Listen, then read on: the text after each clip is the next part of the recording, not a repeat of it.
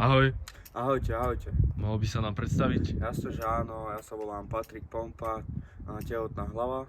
Chcem sa ťa opýtať, aká bude tvoja príprava a čo vravíš na tvojho supera? Fúha, tak moja príprava bude taká, že stačí mi 2 tréningy a pôjdem si zabehať, potom si pôjdem dať cigu a čo viac povedať, pivko, alkohol a tak a nič viac proste. A super je ľahký, takže ľahká príprava, stačí na ňo. Aha, jasne, chápem. A v akom gyme trénuješ?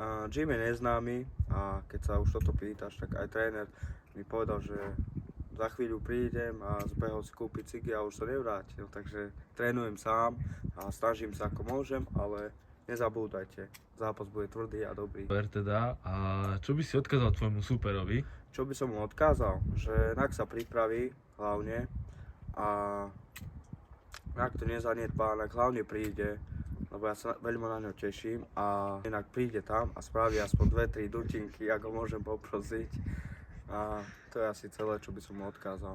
Vám odkazujem to, že ak nechceš byť sama, tak prídi 1.6. O2 Arena Bratislava, prídi nás podporiť, bude to tvrdý, krvavý zápas a sľubujem vám, že to nebude trvať dlhšie ako prvé kolo KO. Os, Lívy, dožrali mou, tehotná hlava je spátky. Ahoj, mohol by si sa nám predstaviť?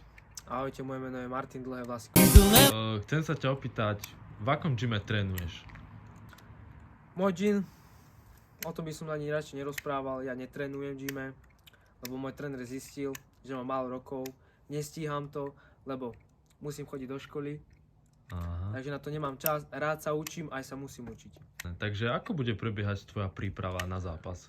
Na základnej škole hlavne máme dosť dobrý predmet, to je telesná, pondelok, útorok trénujeme, naháňame sa, hráme mačku a myš.